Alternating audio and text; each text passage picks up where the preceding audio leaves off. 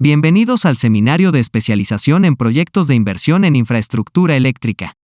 Tema: Asociaciones Público-Privadas en Electricidad. Dictado por Mardo Mendoza, con maestría en Energías Renovables y Eficiencia Energética, Marketing y Sales, Ciencia. Es ingeniero mecánico de la Universidad Nacional de Ingeniería y cuenta con 15 años de experiencia en entidades públicas y privadas. Asimismo, fue director de concesiones eléctricas en el Ministerio de Energía y Minas. Buen día. En esta presentación se explicarán los aspectos más relevantes del Decreto Legislativo 1362, decreto legislativo que regula la promoción de la inversión privada mediante asociaciones público-privadas y proyectos en activos. Asimismo, considerando que se relacionará la aplicación de esta norma con el desarrollo de infraestructura eléctrica, resulta necesario complementar el marco normativo con las normas eléctricas que regulan las actividades eléctricas. Las asociaciones público-privadas, también conocidas como APP, se establecen cuando se realiza una inversión privada en activos o servicios. No obstante, este tipo de proyectos pueden darse por iniciativa estatal o por iniciativa privada. En términos generales, una APP es una forma de participación privada que se conforman a través de contratos de largo plazo, 30 años en su mayoría, los cuales pueden ser renovados. Las APP se rigen bajo el Decreto Legislativo 1362, el cual regula la promoción de la inversión privada mediante APP y proyectos en activos. Por otro lado, por tratarse de infraestructura eléctrica, resulta necesario que el titular de dicha infraestructura cuente con el permiso para la realización de la actividad eléctrica. En este caso, nos referimos al Decreto Ley 25844, Ley de Concesiones Eléctricas, y su reglamento aprobado mediante el Decreto Supremo 009-93-EM, norma que regula el otorgamiento de concesiones y autorizaciones con fines de realizar las actividades de generación, transmisión y distribución de energía eléctrica. A continuación, se detallan los aspectos más relevantes del Decreto Legislativo 1362. En primer lugar, los proyectos llevados a cabo por asociaciones público-privadas pueden ser de dos tipos. Las asociaciones público-privadas cofinanciadas son aquellas que requieren cofinanciamiento u otorgamiento o contratación de garantías financieras o garantías no financieras que tienen probabilidad significativa de demandar menor financiamiento. Debe entenderse como cofinanciamiento a cualquier pago que utiliza fondos públicos, total o parcialmente, a cargo de la entidad pública titular del proyecto para cubrir las obligaciones establecidas en el respectivo contrato. Asimismo, el cofinanciamiento incluye, sin ser limitativo, recursos ordinarios, recursos provenientes de operaciones oficiales de crédito, recursos directamente recaudados, arbitrios, tasas, contribuciones y multas. Por ejemplo, proyectos APP por iniciativas privadas cofinanciadas del sector transportes del 2019, Ferrocarril Lima-Ica, con una duración de 30 años, que demandará una inversión de más de 3.200 millones de dólares, actualmente en etapa de estudio, y que recorrerá 323 kilómetros. Por otro lado, las asociaciones público-privadas autofinanciadas son aquellas con capacidad propia de generación de ingresos, que no requieren cofinanciamiento y cumplen con las siguientes condiciones. En primer lugar, la demanda mínima o nula de garantía financiera por parte del Estado, que no superan el 5% del costo total de inversión o del costo total del proyecto. En segundo lugar, las garantías no financieras tienen una probabilidad nula o mínima de demandar cofinanciamiento.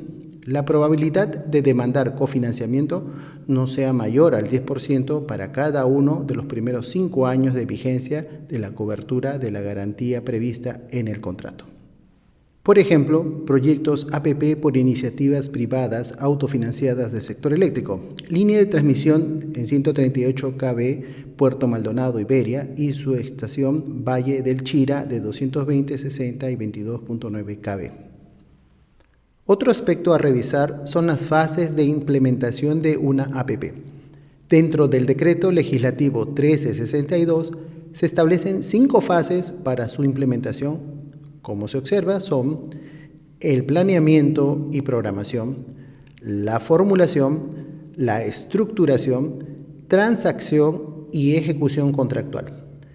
Respecto a la primera fase, esta comprende la planificación de los proyectos y de los compromisos, firmes o contingentes. Además, esta culmina con la aprobación del informe multianual de inversiones en APP. La segunda fase comprende el diseño y/o evaluación del proyecto. Está a cargo de la entidad pública titular del proyecto o de proinversión y culmina con la incorporación del proyecto al proceso de promoción. La tercera fase comprende el diseño del proyecto como APP, incluida su estructuración económica financiera, mecanismo de retribución en caso corresponda, asignación de riesgos y diseño del contrato para culminar con la publicación de la versión inicial del contrato o de la declaratoria de interés según corresponda. La cuarta fase, transacción, comprende la apertura al mercado del proyecto. Se recibe y evalúa los comentarios de los postores, se determina el mecanismo de adjudicación aplicable, concurso de proyectos integrales, y esta fase culmina con la suscripción del contrato. La última fase, ejecución contractual, corresponde al periodo de vigencia del contrato de la APP.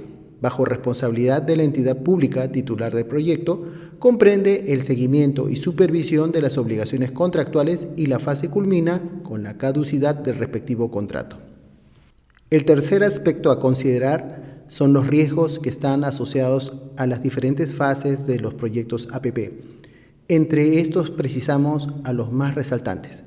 En primer lugar, se encuentran los riesgos en la construcción. Estos se refieren a que el proyecto no finalice dentro del tiempo estimado y dentro de lo presupuestado. Es preciso señalar que este es uno de los riesgos más importantes en el Project Finance, pues un retraso en la obra se traduce por lo general en mayores costos. Con respecto a la asignación del riesgo en construcción, este lo asume la sociedad de propósito específico, conocida como SPE o SPB por sus siglas en inglés, quien a su vez lo traslada a la constructora, quien por su experiencia lo puede manejar eficientemente. En segundo lugar, se pueden encontrar los riesgos en la operación. Este es el riesgo de que la productividad del proyecto se reduzca por fallas en su funcionamiento por no lograr las especificaciones de ingeniería o que los costos excedan lo establecido en el presupuesto. Los factores asociados a este riesgo pueden ser los proveedores, los gastos operativos, la experiencia de las empresas operadoras, las nuevas tecnologías, entre otros. En este caso, la asignación del riesgo es asignada a la SPB, quien tendrá la responsabilidad del buen desempeño del proyecto. En este contexto, el establecimiento de penalidades genera incentivos al operador para no fallar, para lo cual utiliza contratos de seguros. Respecto a la Ley de Concesiones Eléctricas, se mencionarán los aspectos más relevantes. Para realizar la actividad de generación de energía eléctrica, ya sea mediante una central hidroeléctrica o una planta de generación con recursos energéticos renovables, se requiere contar con una concesión definitiva, mientras que en el caso de generación de energía eléctrica mediante una planta térmica, se requiere contar con una autorización. En el caso de transmisión y distribución de energía eléctrica, para realizar estas actividades se requiere contar con una concesión definitiva. Estos derechos eléctricos son los que deben solicitar los titulares de toda APP otorgada por Proinversión al amparo del Decreto Legislativo 1362. Ahora bien, para obtener estos derechos eléctricos se requiere cumplir con una serie de requisitos y procedimientos previstos en la Ley de Concesiones Eléctricas y su reglamento, los cuales culminan con la publicación de una resolución ministerial que apruebe el respectivo contrato de concesión, excepto en el caso de la autorización, que solo requiere que se publique dicha resolución. Cabe señalar que entre los requisitos para solicitar estos derechos eléctricos se debe presentar un calendario de ejecución de obras indicando las fechas de inicio y culminación de las obras hasta la puesta en operación comercial. Este requisito cobra importancia en el proyecto eléctrico, ya que su cumplimiento forma parte de las obligaciones que tiene por delante el futuro titular de la concesión u autorización, y que en el caso de incumplimiento podría acarrear un proceso de caducidad o cancelación de los derechos eléctricos e inclusive la ejecución de la garantía que respalda el cumplimiento de la ejecución de obras de la concesión u autorización. Cabe indicar que este cumplimiento es supervisado por OSINERMIN como parte de su rol fiscalizador en el sector de energía. Muchas gracias por su atención.